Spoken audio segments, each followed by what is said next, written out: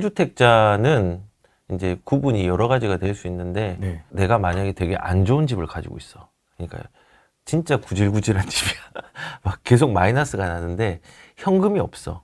그런 사람은 그냥 1주택으로 우선은 있거나 아니면 내 소득이 좋으면은 레버리지를 활용해서라도 그 마이너스 된 것들을 팔고라도 옮기는 게 좋아요. 왜냐하면 마이너스가 계속 유지되다가 천천히 오를 것 같은 입지면요, 아사라 갈아타는 게 나아요.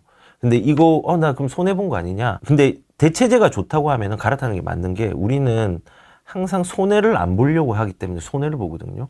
우리가 2보를 가기 위해서 점프를 하기 위해서 뒤로 이렇게 한번 이렇게 딱 해가지고 팍 이렇게 하잖아요. 멈췄다가 이렇게. 예, 그냥 점프하는 것보다 움츠렸다가 점프를 해야지 훨씬 더 많이 올라가는 것처럼, 이 움츠리는 과정에서 마이너스 손실이 날 수 있지만은 점프의 과정에서 수익을 더 할 수 있거든요.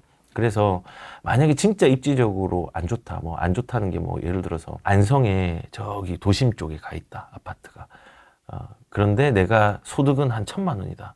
이런 사람들은 이제 갈아타기 해야죠. 그리고 거꾸로 현금이 없다라고 하면은 실거주 하면서 돈을 좀 모아야 되는 과정들이 좀 필요하겠지만은, 내 물건이 안 좋다고 하면은 내 생활 여건에 맞게 갈아타기를 시도하는 게 좋고, 마이너스가 나더라도 결국은 더 비싼 주택이 더 빨리 올라가거든요. 그러니까는 마이너스에 집중하지 않고 내가 그 마이너스를 움츠린다 생각을 하고 이제 갈아타는 게 필요합니다. 그리고 현금 보유가 많이 있으면은 무조건 갈아타야 됩니다. 입지가 안 좋은 상황에서는. 입지가 만약에 내가 압구정 현대야, 그 반포의 원베일리야, 아리팍이야, 그러면 그냥 있으십시오. 근데 그렇지 않고 아주 낮은 급지에 있다고 이제 가정을 한다고 하면은 내 현금으로 대체재를 빨리 찾아가지고 지금이라도 갈아타는 게 좋고. 근데 내가 갈 곳이 먼저 떴습니다. 또 도전은 가니까, 원래 사람들이 착각을 하는 게 내가 지금 가지고 있는 거에서 수익을 많이 내고 더 좋은 물건을 더 싸게 사려고 하거든요. 맞습니다. 그건 말이 안 돼요. 시간을 들이면은 내가 여기서 손해보고 더 빨리 더 좋은데 조금 비싼 비용을 지불한데 가서 오랫동안 시간을 들이면은 얘가 유리할 경우들이 되게 많아요. 그래서 물론 지금은 좀 최상급지는 좀 위험하죠. 왜냐면은 워낙 지금 많이 올라가고 천장을 뚫었으니까 단기적으로, 최상급지는 단기적으로 위험하고 장기적으로 안전합니다. 그리고 중급지 같은 경우는 지금까지 이제 예를 들어서 서울로 따지면 한강벨트 이제 뒷부분에 있는 붙어 있는 이제 입지들은 지금 들어가면은 이제 안전합니다. 그리고 경기도의 경부 라인이랑 이제 이 분당 라인 쪽, 경부 라인이랑 과천 라인 쪽에 있는 쭉 내려서 화성까지, 뭐 오산이나 이런 데 빼고요. 화성의 메인 지역들 있잖아요. 동탄이도 있고, 뭐 수지도 있고, 수원도 있고, 의왕도 있고, 군포도 있고, 안산도 괜찮아요. 안산도 일부 지역들은 뭐 몇몇 그 남부권이 있는데, 그런 데는 지금은 이제 거기에 갈아타야 된다면은 갈아타도 이제 나쁘지 않은 거죠. 예를 들어서 안성에 있는 뭐 공도에 있는 아파트에 블루밍 아파트가 있다. 진짜 있는 아파트입니다. 그 아파트에서 수지로 간다. 그러면 수지도 지금 오르고 있어요. 괜찮아요. 그리고 이걸로 의왕에 간다. 그거 괜찮아요. 네. 그런 식으로 포지션별로 다르지만은 내 여력이 되는 데서 갈아탈 수 있으면 갈아타되, 핵심은 갈아타기 할 때 내가 손해를 보는 거에 집중하지 말고 좋은 거를 빨리 선점하는 거에 집중하는 게 포인트예요. 그렇게 이제 그 개념과 방향으로 우선은 갈아타기를 좀 생각했으면 좋겠고, 돈이 전혀 없으면은, 레버리지도 안 되고 전혀 없으면 그냥 있어야죠. 그래서 좀 포지션별로 다릅니다. 다주택자는요? 다주택자는 저처럼 세금 무서우면은 일단은 한 채 팔아야죠. 그리고 좋은 거 물건을 2개를 가지고 있으면은 견딜 수 있으면 견디는 게 좋습니다. 그래서 다주택자들이 정말 무서워하는 게, 우리가 한번 경험을 해봤잖아요. 세금에 대한 폭탄들. 그래서 핵심은 터널이 좀 깁니다. 예전에 뭐 한 100m짜리 터널, 200m짜리 터널이 있고, 문재인 정부 때 한 500m 터널이 있었다면은, 저는 지금은 한 800m, 조금 더 긴 터널이라고 보거든요. 자칫 잘못하면은. 근데 그거를 제가 대비를 해봤거든요. 대비를 했는데도 되게 어려움이 있었어요. 예를 들어서 역전세 같은 경우도 되게 저한테 되게 큰 어려움이었고 세금 그 종부세 같은 경우도 억소리가 났거든요, 저는요. 그러니까는 그걸 한번 당해보니까는 이게 현금 흐름이 필요하겠다. 역전세도 문재인 정부 때 제가 역전세를 한번 당해봤는데 그때 제가 그 2018년도, 19년도 역전세를 맞으면서 제가 한 세 채 정도가 역전세가 났었어요. 2018년도, 19년도에. 근데 무슨 생각이냐면, 내가 현금을 좀 어떻게든 확보를 좀 해놓고 잘 돌려야 되겠다. 그래서 현금도 운영을 잘 했어요. 그리고 2022년도에 또 역전세를 맞은 거예요. 2023년도, 3년도 갈 때. 근데 자산 규모가 그때부터 더 늘었잖아요. 그러니까는 똑같이 또 힘든 거예요.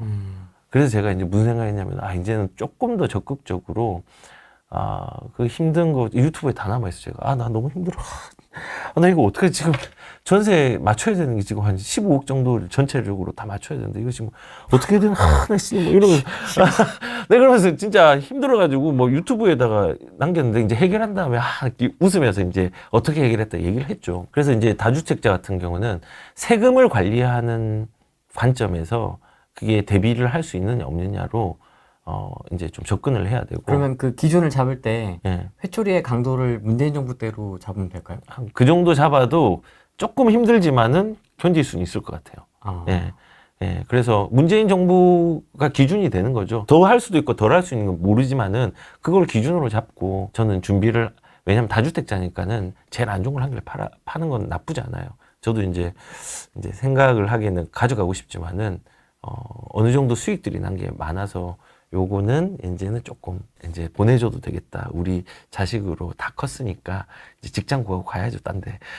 보내주고 저는 그걸로 이제 세금도 준비하고 이제 다른 것들을 좀 대체제를 좀 생각하면서 이제 생각하는 거죠. 그래서 저처럼 다주택자로서 이제 포지션이 현금 흐름에 대한 걸 조금 원활하게 하고 싶은 사람들은 그렇게 하는 거고, 근데 내가 집이 50억짜리가 한 채가 있고 내 현금 흐름이 월 한 3천 정도 되고 그 다음에 보유 현금이 한 10억 정도 지금 있어. 뭐 주식으로도 굴리든 뭐든 굴리든. 그러면 집 할 필요는 없죠. 주택이 한 채 더 있다고 하더라도. 근데 저는 지금 조금의 그 회초리를 맞다 보니까 엉덩이에 피멍이 들더라고요. 근데 세금으로 집값을 잡지 않겠다라고 했지만 실제로는 파셨네요. 저는 안 믿어요. 안 믿고. 하긴 그 누구보다 잘 아실 테니. 경험을 해봤으니까 안 믿고. 그리고 이제 저도 해초를 맞으니까는 아팠고, 근데 그 아픈 거를, 극복하기 위한 수단이 안 팔아도 상관없지만은 조금은 안정적으로 가져가기 위해서 이제는 그래도 8년 정도 보유했으면 뭐 많이 보유한 거 아닙니까?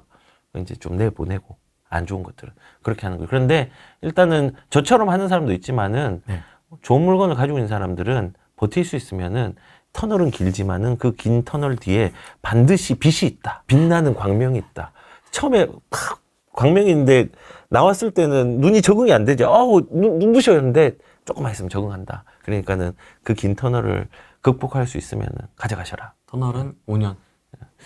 그건 모르겠지만 그냥 최소한 5년은 잡고 가야 되지 않을까. 그런 생각이 좀 듭니다. 지방에 또 서울 사람들이 많이 오고 있다라는 네, 짤이 맞아요. 막 돌더라고요, 카톡에. 맞아요. 부산하고 뭐 네. 울산에. 지방 얘기도 좀 해주십시오. 지방 얘기요? 네. 지방 얘기를 하면은 재밌죠. 일단은 지금 지방 같은 경우 제가 제일 좋아하는 데는 뭐 부산이고 대구 같은 경우도 괜찮아요. 대구도 지금 거래량이 좀 늘고 있거든요. 그리고 대구 같은 경우는 저는 지금 들어가도 되는 타이밍이라 생각을 해요. 근데 모든 지역들을 다 들어가는 게 아니라 일단 저는 한정하는 게 수성구랑 중구 정도. 중구는 수성구랑 붙어 있고 정비 사업들이 많이 일어나는 지역 중에 하나라서 뭐 그런 지역들은 지금 왜 괜찮냐? 근거는 일단은 물량이 소진이 다 됐습니다. 드디어? 이제 거의 다 됐고 이제 내년 정도부터는 물량이 이제 없는 상황으로 이제 거기도 갑니다. 그러니까는 부족한 상황, 그러니까 없는 게 아니라 부족한 상황으로 대구가 거의 한 3년 동안 8만 호 정도가 계속 쏟아졌거든요. 엄청 힘들었죠. 예, 엄청 힘들었는데 그게 조금 이제 소강 상태가 되는 양상들이 있어서 거래량도 조금 늘고 있고 이제 사람들이 관심을 가져도 되는 시기라고 저는 생각을 하고 아직도 시장은 안 좋아요. 근데 안 좋은데 우리가 안 좋을 때 들어가야지. 항상 사람들이 좀 좋아질 때 뒤늦게 들어가가지고 후회하는 경우가 많은데 아까 말한 어닝 서프라이즈 이걸 맞이하기 위해서는 경쟁력 없을 때 들어가야 되고 주의할 거는 뭐 수성구라고 다 들어가는 게 아니라 수성구도 저는 재건축 그 교육 여건이 좋은 재건축 물건들 초기 거라도 상관없고 수성구 중에서도 범어동이 사람들이 좋아하는데 네.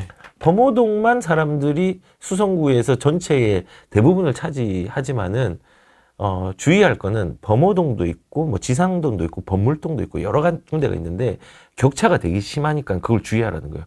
송파도 거여마천이랑 잠실이랑 격차가 많이 나는 것처럼 네. 범어동하고 범물동 같은 경우도 두세 배 차이 나요. 가격 차이가. 그러니까 차이가 많이 나기 때문에 제가 말하는 데는 그 가격이 낮은 데 말고 교육 수요가 높은데 적어도 황금동 정도까지. 황금동. 예. 그 정도까지는 저는 이제 괜찮다 생각하고 중구 같은 경우는 이제 그 지상철 나온 2호선 라인 쪽에 역세권 주변으로만 조금 그 정비 사업들 바라보는 것도 나쁘지 않겠다라는 생각이 듭니다. 그리고 이 공급이라는 게 이제 공급이 물량이 소진된다는 게 어떤 의미냐면요. 그 상주 같은 경우가 계속 우상향했거든요. 상주요? 예. 상주? 예, 제가 저번에 망고생님 TV 가서 그래프 한 개 보여주는데 이게 뭐 서울인 줄 아는 거예요. 상주였어요. 왜 그러냐면 거기는 5년 동안 공급이 없었어요. 근데 수요는 조금 있었던 거지. 그러니까는 가격들이 그 올해 1월 기준으로 제일 그 가격 변동률이 컸던 데가 상주였어요, 사실은. 공급이 부족해서 그런 거거든요. 근데 공급이 부족한 건 물량이 안 나온다는 거고, 대구는 물량이 소진된 거고, 여기서 이제 울산으로 넘어가면 울산도 공급량이 원래는 한 7,000세대 정도가 일반적으로 나와야 되는데, 요게 올해랑 내년에 4,000세대 정도밖에 안 나오거든요. 지금 그러면 일자리도 풍부하고 공급이 부족한 울산은 어떻게 돼 있을까? 전세가 지금 많이 올랐고요. 매매가도 지금 오르고 있어요. 거래량도 좀 있고. 그러면 여기서 또 어떤 걸 생각을 하냐면 동조화 현상이 일어나는 부산을 또 볼 수 있겠죠. 부산도 그래프를 보면은 울산하고 비슷하게 가는데 시차들은 좀 있어요. 그래서 부산도 저는 개인적으로는 시기적으로 너무 안 좋지만은 지금 들어가도 상관이 없는 시기라고 생각하고 그 중에서도 늘 얘기했지만 바닷가 라인. 그러니까 딱 들어갈 수 있는 몇 군데만 얘기해 줄게요. 첫 번째는 해운대 바닷가 라인. 그 다음에 좌동 신시가지. 거기는 이제 그 노후 계획도시 특별법 관련돼 가지고도 이제 연관이 있으니까 거기 괜찮고 수영 바닷가 라인 재건축. 그리고 재건축 중에서는 괜찮은 라인이 뭐냐면은 후반부로 가는 재건축들이 있어요. 후반부로 가는 재개발. 재개발 중에서는 우삼구역. 지금 가격 괜찮아요. 그리고 저기 3호 가든 거기도 이제 관리처분 쪽까지 갔으니까. 그리고 삼익비치. 아무리 추가 분담금 많이 낸다고 해도 걔가 그 낸만큼 같이 할 거예요. 그런 데는 지금 가격적인 부분도 시기적인 부분도 입지적인 부분도 다 좋은데. 그리고 평지를 좋아하니까 공원 뷰가 있는 촉진지구. 거기도 이제 좋아요. 예, 네. 거기 되게 괜찮고 옛날에 그 캠프 하이아리아 부대였는데 예전에 제가 그 미국인 친구가 있었어요. 근데 거기에 캠프 하이아리아 부대 선생님이었거든요. 그래서 거기 실제로 하이아리아 부대 있을 때 가서 갔는데 전 진짜 깜짝 놀랐어요. 미국인 줄 알았어요.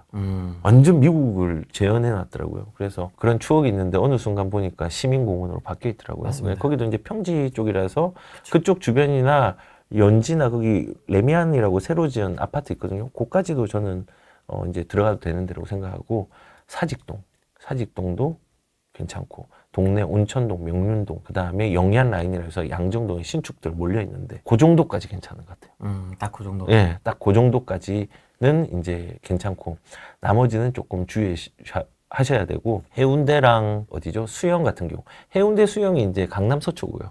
예, 토지거래 허구행위 지정된 서울과 그 비유를 하자면은 수영하고 해운대가 강남 서초. 네. 예, 그다음에 마포 정도 되는 게 이제 동네 정도. 뭐 그 정도니까 일단 그거 참고해 가지고 그런 지역에서 시기적으로 물건적으로 가격이 지금 싼 게 많이 있거든요. 한번 잘 찾아보시고 동네는 럭키 아파트 난 너무 좋아하거든요. 왜 좋아하세요? 예전에 거기가 제일 부촌이었어요. 근데 이제 노후화가 되었고 그리고 입지적으로도 사실은 학군도 좋고 그다음에 추억도 있고 제가 그쪽 동네 주변에 살았거든요. 그래서 좋아하는데 그 가격이 많이 입지가 좋아요. 사실은 입지가 얘는 구도심에 제일 좋은 아파트였으니까. 근데 그 입지의 가치는 해운대에 밀렸지만은 그렇다고 이게 추락한 건 아니거든요. 근데 거기에 신축이 들어오는 이제 재건축 단지니까 초기 단계이긴 하지만은 재건축이 되면은 가격들은 그 옆에 레미안 아이파크라고 있는데 그 레미안 아이파크도 가격들이 괜찮거든요. 그보다 입지가 더 좋으니까 저는 좀 미래 가치가 있다 생각을 합니다. 저희가 포커스가 지금 수도권에 맞춰져 있긴 한데 네, 스멀스멀 올라오고 있더라고요. 음. 지방도. 그러니까 맞아요. 소리 소문 없이 조용히 가고 있더라고요. 맞아요. 그래서 부산도 저는 그 사람들이 항상 그 비관론이 더 많아지고 비관론이 포기 과정까지 이르는 지경까지 지금 와 있는 3년 동안 제자리에 멈춰 있었으니까. 근데 우리가 예전에 그 지방 부산이나 대구나 이런 시장들을 보면요. 눌린 만큼 올라갈 때 속도가 가팔라요. 네, 2010년도 그렇고 과거에도 좀 그랬으니까. 그래서 그 눌린 만큼 보상받을 수 있는 시기는 그 입지를 잘 선별한다면 분명히 네. 있을 거다라고 저는 생각을 합니다. 정권은 바뀌었지만 부동산은 마이웨이. 지방은 외롭지만 앞으로는 환호. 돈 푸는 거 좋아하지 말고 달콤함에 속지 말고 달콤함이 독이 될 수 있으니까 그 독에 약으로 속지 말자. 이렇게 욕할 수 있겠는데요. 저는 그 생각을 하거든요. 항상 시장 상황이나 어려움들이 항상 도달하고 있다고 하더라도 우리가 그거를 비난에 그치는 거는 제자리라고 생각하고요. 그 비난을 비판으로 바꿔서 내 성장의 도약판으로 삼아야 되는 게 중요합니다. 정부가 바뀌어도 부동산 자산은 흘러가거든요. 그리고 뭐 보수와 진보는 계속 교체되면서 오면서 지금까지 자산들은 또 움직여 왔으니까 마냥 여기에 대해서 비난도 좋지만은 이거를 비판과 성장으로 전환을 시켜가지고 자산의 기반들을 조금 많이 마련했으면 좋겠다는 생각이 듭니다. 슬픕니다, 저도. 그리고 기분 나쁩니다. 그리고 되게 힘듭니다. 근데 힘듦의 시간은 있지만은 힘듦의 시간에 머물지 않기를 저는 좀 바라봅니다. 간만에 이렇게 항상 초대해 주시면은 네. 너무 재밌습니다. 네, 재밌어요. 저는 이 후랭이에서 깍두기 역할을 하고 싶어요. 깍두기. 가끔씩 나오면서 깍두기로 딱 있으면서 좀 감초 역할도 하고. 좋습니다. 네, 그렇게 이제 하고 싶습니다. 알겠습니다. 오늘은 여기까지 하겠습니다. 네, 고맙습니다. 감사합니다.